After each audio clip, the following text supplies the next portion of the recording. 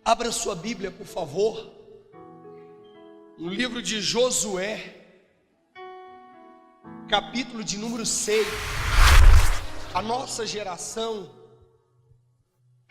é uma geração muito perigosa diante de Deus. Nossa geração é uma geração que a graça dele tem nos dado tanta chance e oportunidades, e às vezes nós não percebemos o quanto nós temos desprezado essa graça. As escrituras sagradas, a Bíblia, para mim, Bíblia não tem Novo e Velho Testamento. Isso aí é para os inteligentes, isso aí é para os estudados, isso aí é para os sábios. Para mim, a Bíblia é uma só. A começar de quando eu li pela primeira vez na capa dela, Bíblia Sagrada. Para mim ela não se difere entre velho, novo e velho. Para mim tudo que há na Bíblia é sagrado. Eu acho que quando eu começo a fazer separações, e é uma ignorância do homem fazer separação, porque se você vê o Filho, ele veio concluir tudo que estava através, vamos dizer na linguagem dos inteligentes, no Velho Testamento. Ele diz com clareza que não veio revogar a lei, ele não veio abolir a lei, mas ele veio dar sentido a ela. Para aqueles que não compreendiam, através do nosso Senhor Cristo Jesus, ou Jesus Cristo, nós podemos compreender a glória do Pai, de Deus, o seu amor e quais são os seus mandamentos, as suas ordens, as suas leis, os seus princípios, através do Filho. Então há uma junção. Você pegar as escrituras sagradas de Gênesis a Apocalipse, se resume em obedecer. O que Deus quer de mim e de você? Obediência. Mas o que nós dois quer de Deus? É aí que não bate. O que não tem batido na vida de muitos cristãos hoje? Deus quer algo dele e ele quer algo de Deus. São dois pensamentos opostos. E o que ele quer de Deus, quando ele não alcança, a Bíblia diz que gera uma doença no seu coração. E ele começa a desacreditar nas promessas que foi feita para ele. Por que eu digo que nós somos uma geração perigosa? A Bíblia diz a seguinte coisa, as escrituras sagradas: muitas coisas foram escritas para que nós venhamos tomar por exemplo. Era para nós ter exemplo de muita coisa que está na Bíblia e não praticar da mesma forma. Mas às vezes a gente finge que não está entendendo, mesmo sendo conhecedor, e continua praticando coisas erradas. E a gente sabe que ele nos perdoa. Eu acho que o problema meu e seu é esse, que a gente sabe que ele perdoa, só que tem um porém que nós não sabemos até quando. Não, a sua misericórdia dura para sempre. Tá, mas quanto a nós que vem praticando o erro, você já viu bem se é assim mesmo? Quando a pessoa é conhecedora e pratica, eu não sei muito da lei terrena não, mas se não me falha a memória, existe duas penalidades na lei humana para quem cometeu um homicídio. É doloso e culposo. Culposo quando há intenção de matar, o outro contrário, doloso. Era para ser o contrário, né? Mas a lei do Brasil, né? Doloso então quando há. Mas tem que saber o significado de dolo, né? Estou falando besteira, eu não sei o significado. Doloso quando há intenção de matar. Se não me falha a memória, parece que a pena é mais rigorosa, não é isso? É mais severa, sim ou não? E tem o outro que é o culposo, quando não há intenção de matar. Legítima defesa, um acidente, algo, enfim. encaixa lá. Mas você vê que há diferença. Agora para e pensa comigo. Numa lei falha, há diferença. E numa lei severa? Será que vai ser gato por lebre? 6 por meia dúzia? Será que Deus ele vai fazer vista grossa? Nós dois pensamos tanto nas conquistas. Quem não quer ser abençoado? E posso te dizer uma coisa: tão certo como Deus vive, se nós mudarmos a nossa vida espiritual, nós iremos receber todas as promessas de Deus para a nossa vida. Não vai falhar, não falha, não falha, não falha. Mas qual o caminho que a gente tem trilhado? Como que a gente tem andado? O que a gente tem feito? Qual tem sido os nossos erros? Vamos pegar uma grande vitória. A Bíblia diz que o nosso Deus, ele foi ontem, ele é hoje e ele será eternamente. Não diz que será amanhã. Ele poderia falar, eu sou amanhã, porque o amanhã só pertence a ele. Mas para nós não existe o amanhã.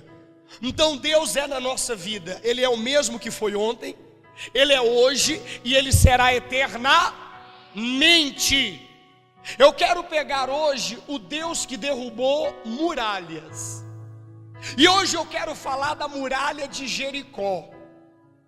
O mesmo Deus que derrubou a muralha de Jericó, ele anda derrubando muralhas em cima de muralhas até hoje. Sim ou não? Ele falou para o povo, vocês vão rodear a muralha durante 7 vezes. E na 7ª vez vocês irão gritar. E na 7ª vez, eles gritaram. Os anciões, os sacerdotes lá, enfim, os que foram destinados para tal coisa, tocaram as trombetas. E o restante do povo gritou. Eu vou contar até 3 e você dá um grito contínuo para mim. Até eu abaixar a mão, aí você para de gritar. Tá bom? Só para você ter noção do rumor que houve perto daquela muralha. 1, 2, 3 e...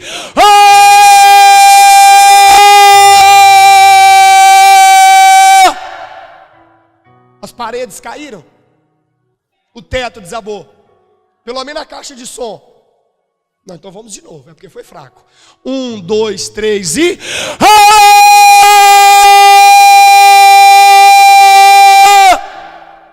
Agora caiu. Caiu ou não caiu?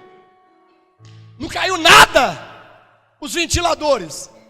Então, pelo amor de Deus, deixa de preguiça e dá um grito mesmo. 1, 2 e...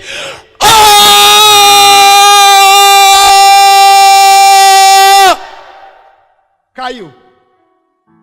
Então não foi o grito que derrubou a muralha. Senão derrubaria o templo. Derrubaria os ventiladores, a caixa de som cairia tudo. Derrubaria o seu problema, você não teria mais problema. Eu falaria para você, levanta e vai embora que seu problema acabou. Acabou de ser derrubado. Não foi o grito, foi Deus. Foi Deus que derrubou a muralha. Não é a força do meu braço, não é a minha inteligência humana, não é os meus estudos, não é nada que vai derrubar a minha muralha da minha vida. É Deus. Se Deus não derrubar a muralha, não é nada que vai derrubar. Só que existe uma coisa que abalou os alicerces daquela muralha. O grito, bispo. A obediência. A vitória daquele povo, ela estava com uma sequência de várias vitórias. É como você não entende. Bispo, eu cheguei na igreja, não é essa aqui não, bispo. Eu me converti em outra igreja. Eu fui tão abençoado, bispo. Olha, eu já fui tão honrado por Deus. A minha vida espiritual, eu tomava conta do louvor, eu tomava conta do grupo da senhora, eu tomava conta do evangelismo, eu era baterista da igreja, eu tinha aquele primeiro amor. De repente, bispo, tudo caiu. Por quê? Porque Deus, quando Ele há de abençoar, Ele quer trazer uma sequência de bênçãos e não uma. Aquele povo tinha uma promessa de Deus para derrubar as muralhas de Jericó e tomar aquela cidade. Só que tinha detalhes muito importantes que eles não poderiam fazer. E esses detalhes não foram observados. Deixa eu te falar uma coisa aqui. Se eu e você não abrir os nossos olhos, nós vamos para o inferno por muita pouca coisa. E não pensa você que o que eu estou falando de inferno é para te amedrontar, não, porque eu estou colocando eu no meio também. Eu sei que o que Deus manda não é só para você. Eu sei que cada palavra que Ele manda eu pregar, se eu mudar qualquer coisa dela, eu estou decretando a minha própria sentença.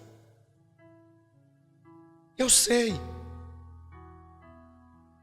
Eu particularmente, é uma coisa minha, nada contra você que faz isso, mas eu, José Carlos, pode me criticar, pode falar o que quiser, mas eu tomo muito cuidado com o conhecimento humano.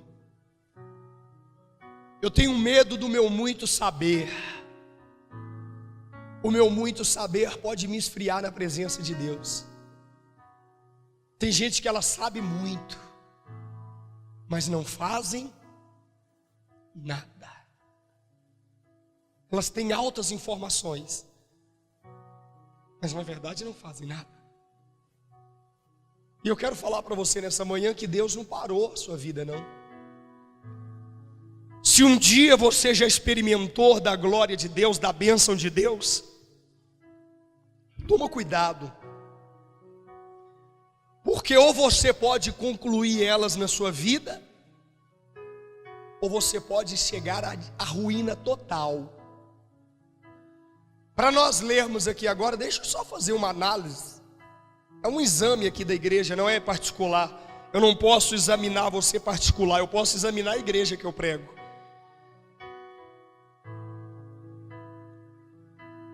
Sabe o que é esses carocinhos nele? Sarampo não, né? A muriçoca. Ah, achei que era sarampo. Deixa eu fazer uma pergunta para você, para nós irmos para a palavra e participar da Santa Ceia. Quem aqui já foi agraciado por uma bênção de Deus na sua vida? Levanta a mão assim. Eu já fui abençoado. Não, fica com a mão levantada. Ô bispo, eu já tive um livramento. Ô bispo, Deus já abriu porta para mim. Não, fica com a mão levantada. Ô bispo, eu já fui honrado por Deus. Bispo, se eu estivesse no mundo eu estaria morto. Quem já foi agraciado por uma bênção de Deus? Amém. Eu imaginaria que seria todos, inclusive a mim. Agora você já se perguntou por Deus por que parou essas bênçãos? Por que tudo de repente se deu o contrário? Estava andando tão bem. Será que Deus não concordou com algo que Ele mesmo nos entregou? Será que Deus não estava de acordo? Será que não foi Ele? Porque pelo menos eu não tenho dúvida que até aqui quem tem me trazido é o Senhor. Quem também não tem dúvida? Que maravilha. Então nós vamos compreender bem o que Ele quer nos falar hoje. Quando eles estavam para dar a última volta, Deus disse algo para eles, através de Josué. E depois você vai ler tudo, você vai ler o capítulo 6 todo. Nós vamos começar de Josué capítulo 6, verso 16. 6,16. E sucedeu que, na 7ª vez, quando os sacerdotes tocavam a trombeta, disse Josué ao povo: gritai, porque o Senhor vos entregará o quê? A cidade. Olha que maravilha. Josué virou para eles e disse: ei, na hora que as trombetas tocar, gritem, porque o Senhor vos entregará a cidade. A maior glória hoje para Deus é nós dois ter reconhecido que as bênçãos na nossa vida foi Ele que nos entregou. Levanta a mão de novo quem reconhece e diga glória a Deus. Esse Deus já nos deu muita vitória.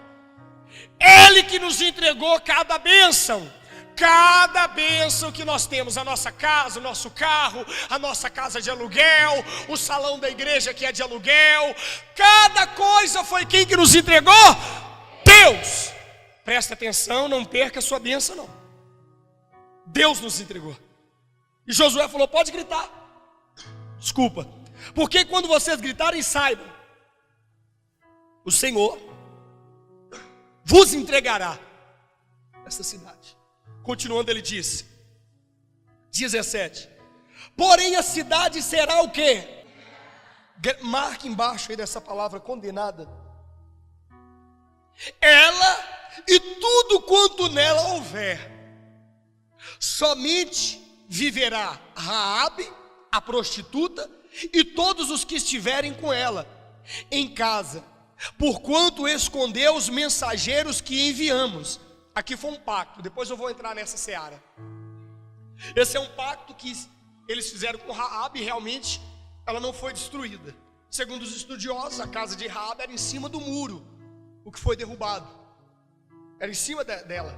Só que porém a casa dela não foi destruída, porque nela havia um pacto, havia uma promessa da parte dos homens de Deus. Da parte de quem? Por isso que você tem que se preocupar se você é um homem ou uma mulher de Deus. A sua palavra, ela tem que ir até o fim. Você não pode retroceder a sua palavra. Sua palavra tem que ser um. Eles prometeram e Deus foi fiel com aquilo que eles prometeram. Eles prometeram da parte de Deus, e realmente Deus o protegeu. Isso aqui já era o final de tudo, e ela foi livre. Aí diz assim no 18, tão somente guardai-vos das coisas condenadas, mandando eles se reservarem. Isso aqui não é guardar as coisas condenadas não. Falou, cuidado com as coisas condenadas, sai fora delas, se guarde delas. Em outras palavras, vamos usar o português nosso. Olha aqui para mim, levanta a cabeça. Vigie. Vigie. Toma cuidado, fique atento. As coisas o quê? Condenadas. Se reserve dela, sai fora. Aí ele diz assim, tão somente guardai-vos das coisas condenadas, para que, tendo-as vos o quê? Condenado, não os tomeis, e assim torneis maldito o arraial de Israel, e o confundais. Olha para você ver, da parte de Deus que Josué estava falando isso aí. Vocês tomam cuidado, não se contamina, se guarda daquilo, porque se algum de vocês tomarem aqueles despojos para vocês, vocês vão ser condenados. E além de ser condenados, vocês vão ser confundidos. O que é a pessoa confundida? É o que está acontecendo hoje com a gente. Olha para você ver, você sai para o seu trabalho, ou você começa alguma coisa, na certeza que aquilo vai dar certo. Não tem como dar errado nos seus cálculos, não tem como dar errado. Nenhum de nós faz um projeto para dar errado, não. Mas por que a gente é confundido no meio dele? Por que o que a gente pensa que é bênção se torna maldição? Por quê? Por que a gente entra numa batalha com as armas certas, com o soldado certo, pronto para vencer a batalha e perde? Porque é uma confusão espiritual na nossa cabeça. E nós não conseguimos enxergar o lado espiritual disso. Por quê, bispo? O próprio Espírito Santo vai falar. 19. Porém, toda prata e ouro e utensílio de bronze e de ferro são consagrados ao Senhor, e irá para o seu tesouro. Aí ele falou assim, Josué, agora, 19, leia aí. Prata, ouro, utensílio de bronze e de ferro, aí vai para o tesouro particular do Senhor. Não pega para vocês, vai para o tesouro do Senhor, porque já era costume, toda guerra, os despojos da guerra, que é o que o inimigo tem, ficaria entre os soldados, o rei dividia entre eles, já era deles, ou caso contrário, era do rei.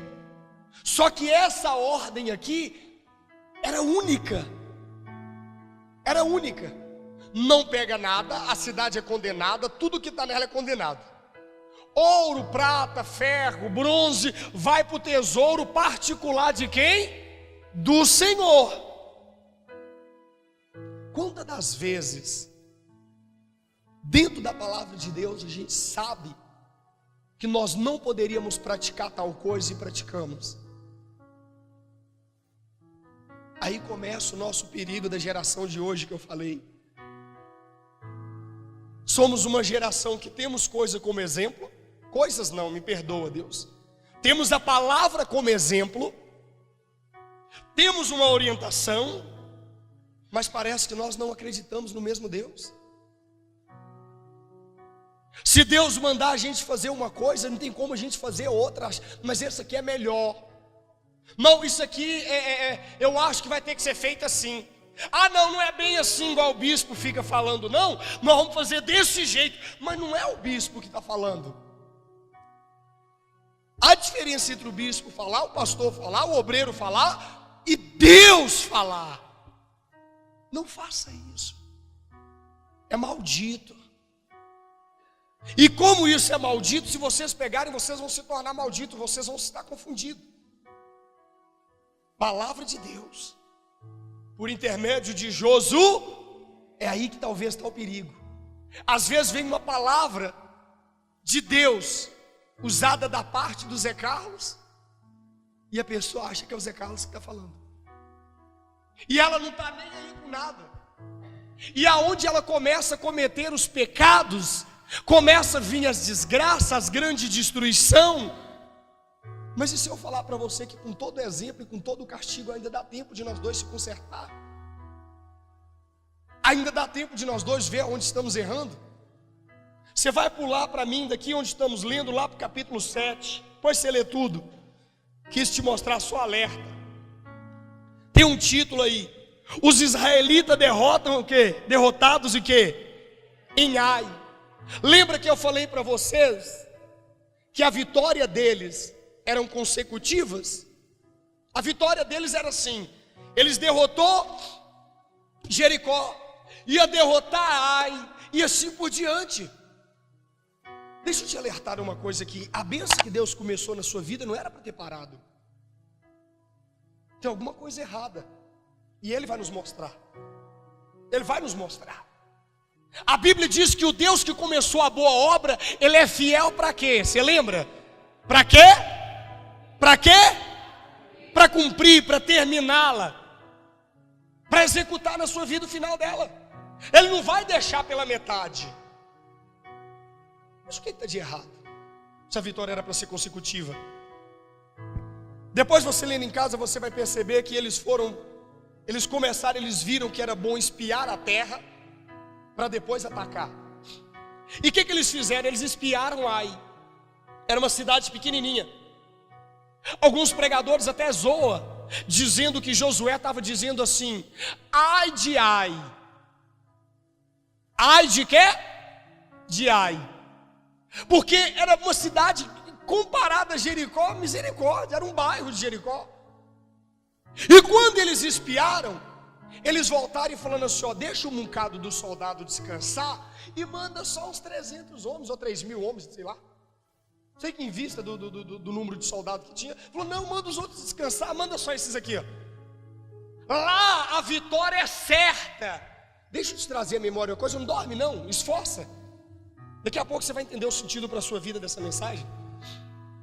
Você percebeu que as nossas maiores derrotas foi naquilo que nós já tínhamos contado vitória também?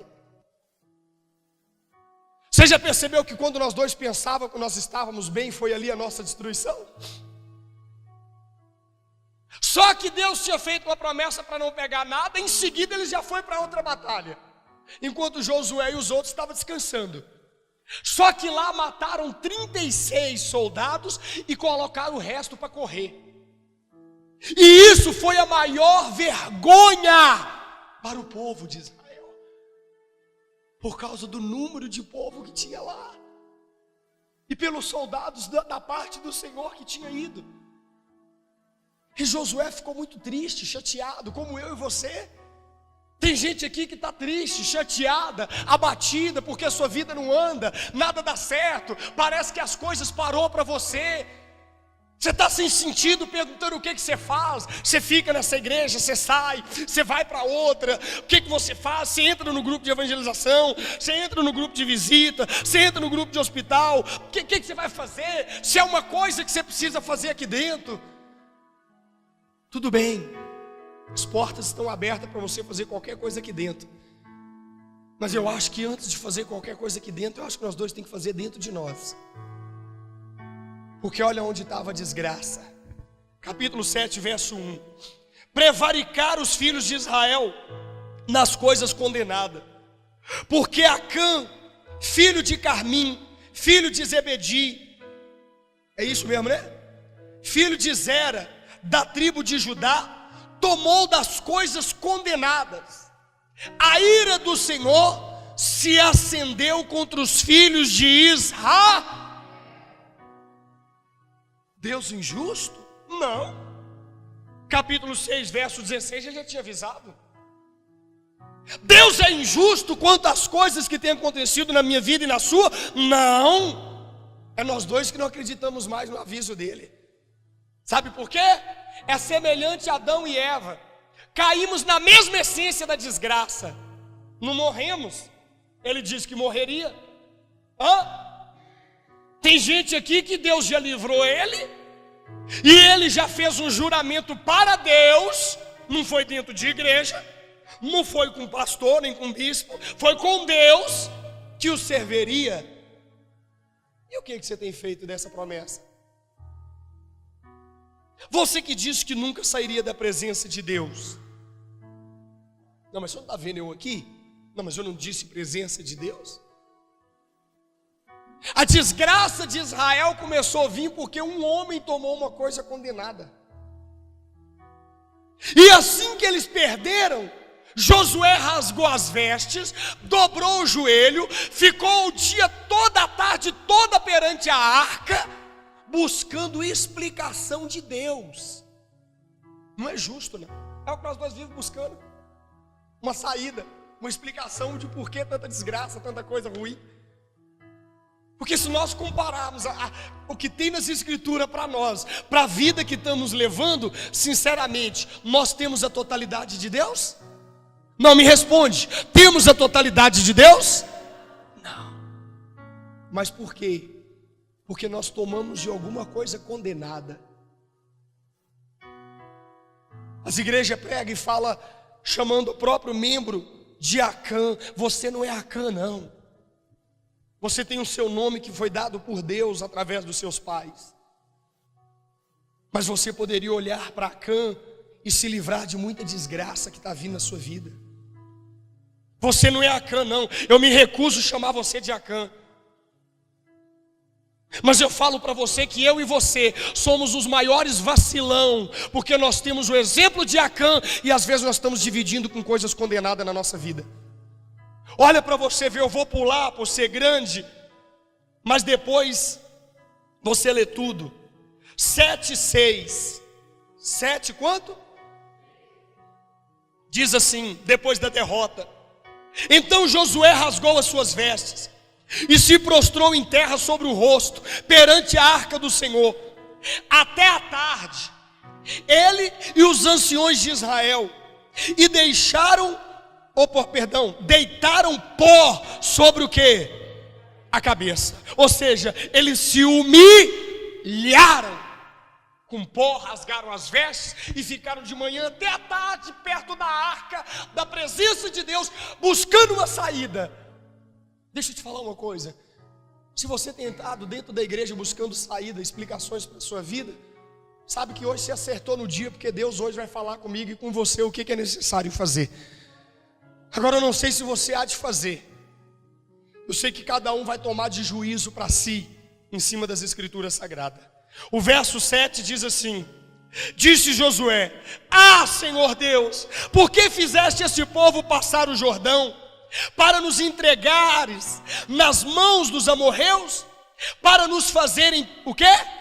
Perecer? Ele perguntou a Deus. tomara-nos o quê? Contentáramos com o quê? Com ficarmos da além do Jordão, que era uma terra boa. Ah, Senhor, que direi? Pois Israel virou as costas diante do quê? Dos seus inimigos. Ouvindo isto, os cananeus e todos os moradores da terra nos cercarão e o quê? Desarrigarão o nosso nome da terra. E então, que farás o teu grande nome? Olha a preocupação dele. Não só pela vitória, mas era o nome do Senhor que estava em risco, em jogo. Verso 10. Então disse o Senhor a Josué: levanta-te. A primeira coisa que Deus quer que você faça, se você está desanimado, você tem que levantar. Pode ter certeza, levanta, bora, levanta logo. Não fica prostrado. Levanta, Josué. Esse levanta aqui, ó, é da prostração. Não é só de estar curvado, não. Josué, ele estava arrasado. É como o pastor que é pastor de verdade fica. Ensina você, mostra você, fala com você. Mas será que você concorda?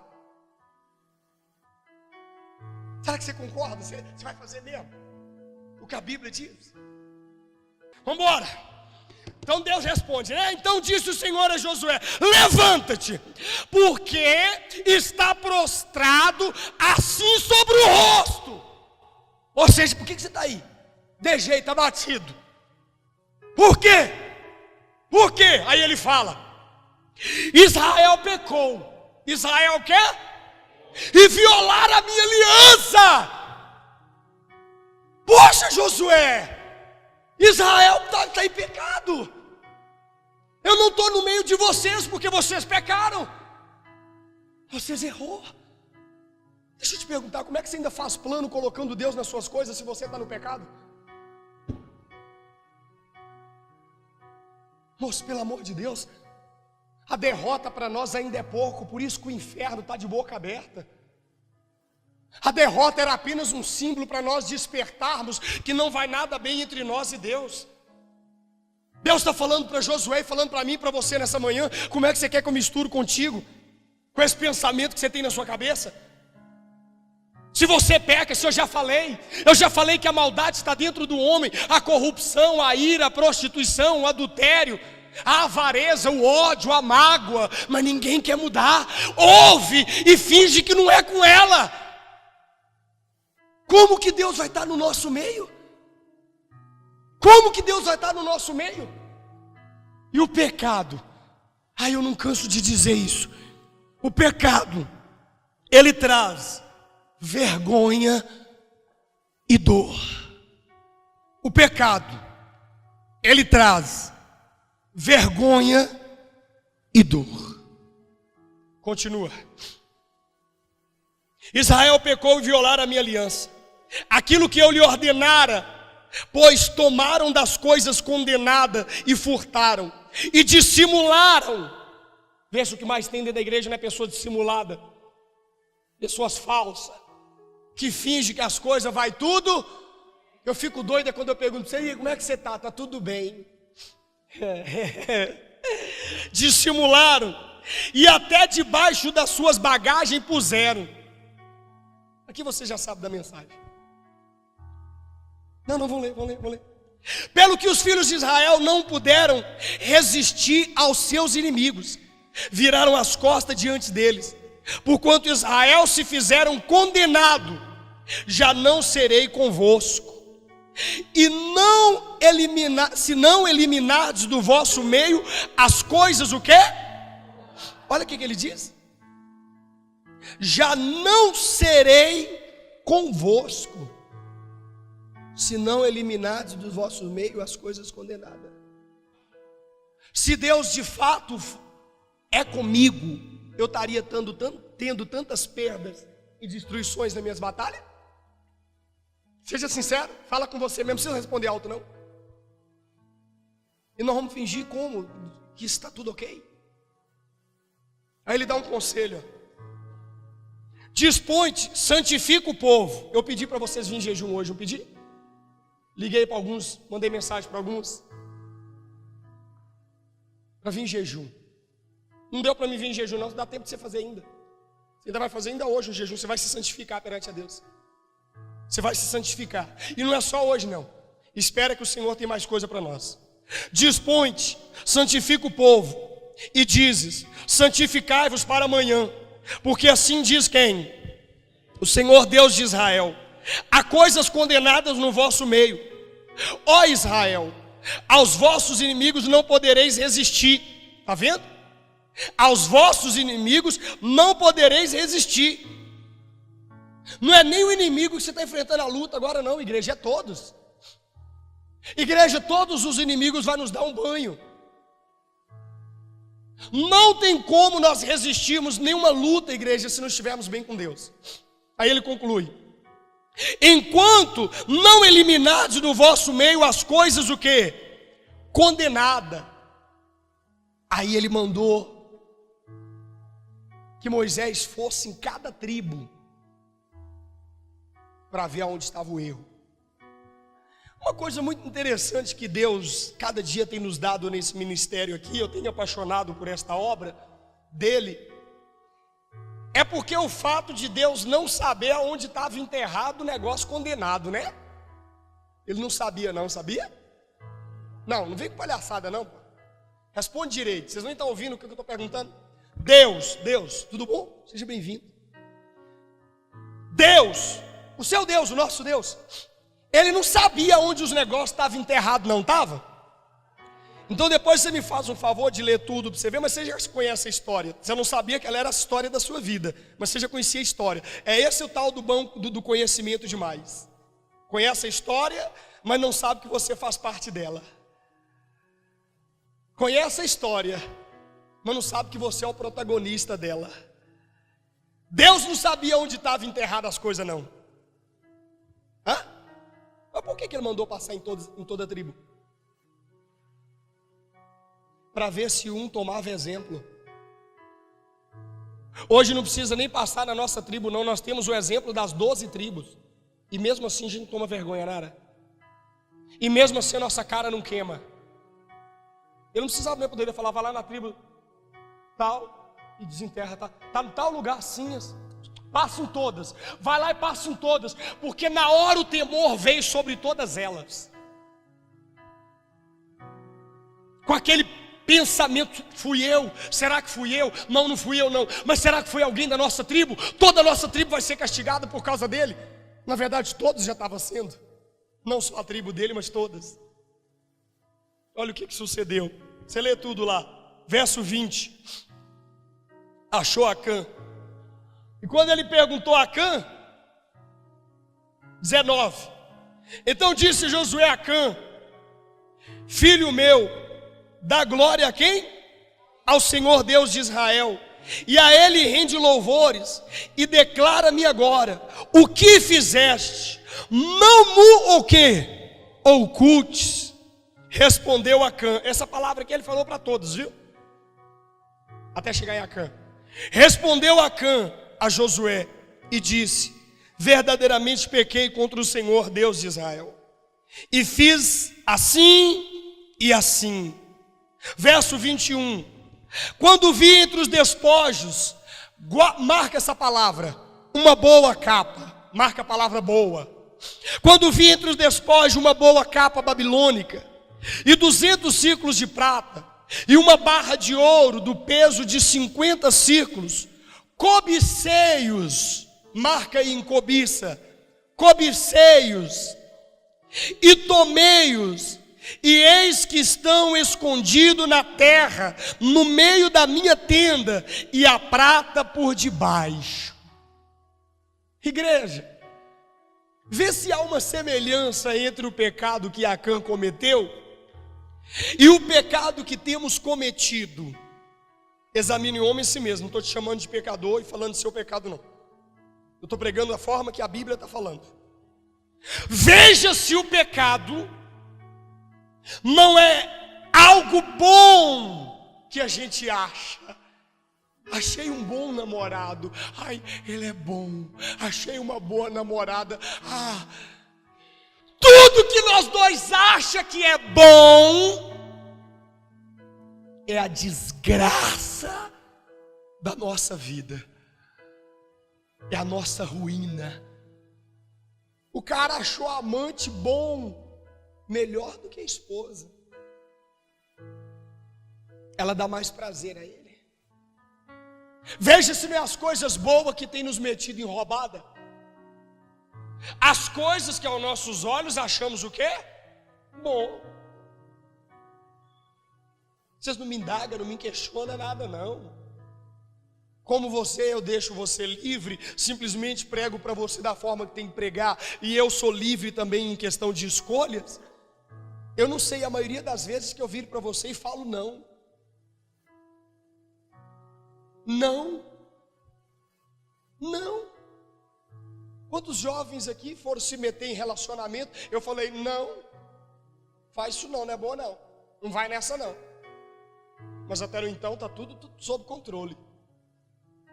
Está tudo tranquilo. Eles insistem no erro. Gente velha, agora deixa eu sair do jovem. Gente velha, pais que eu já orientei, falou, não deixa seu filho fazer isso não. Sabe o que a carniça fala para mim? Eu vou fazer o quê?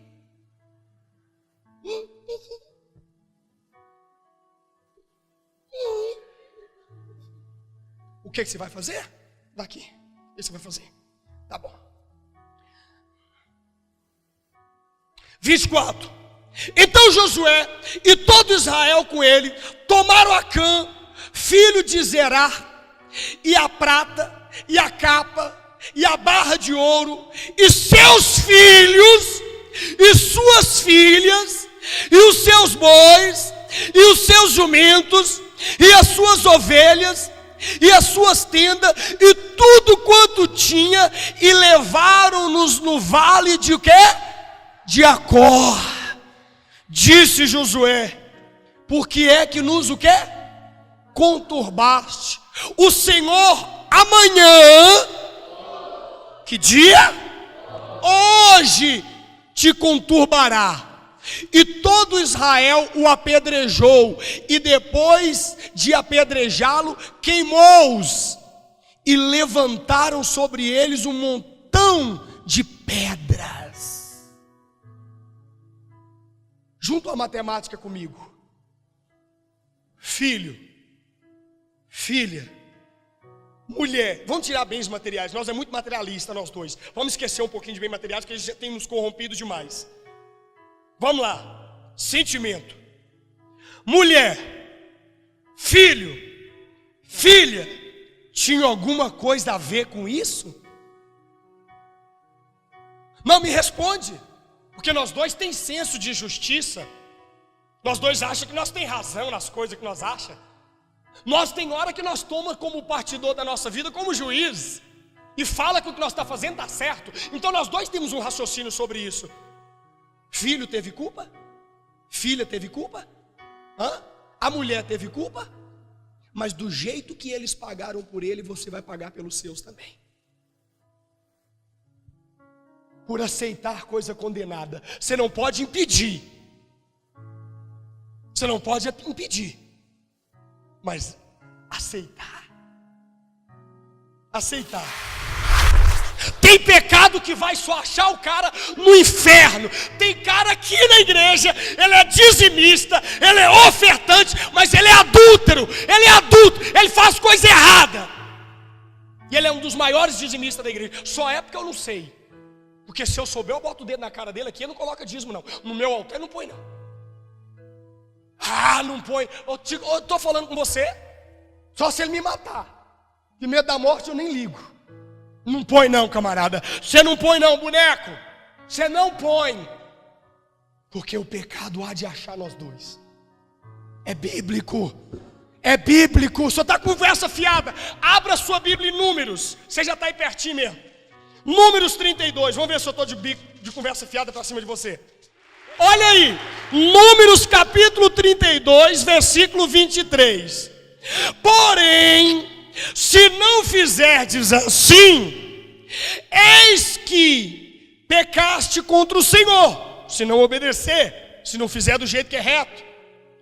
E sabei que o vosso pecado, o quê? Não, lê alto. O quê? Para que o pecado seu vai te achar? Para te condenar. Encontre uma palavra que salva perto de você. Em Valparaíso, Rua 19, quadra 61, lote 11, Jardim Oriente, próximo a Eletrosom. Em Águas Lindas, Avenida Porto Velho, quadra 49, lote 6, Jardim da Barragem 2, a 100 metros do Candango. Em Formosa, Avenida Maestro Joaquim de Abreu, número 577, setor Nordeste, próximo ao Colégio Alta Vidal.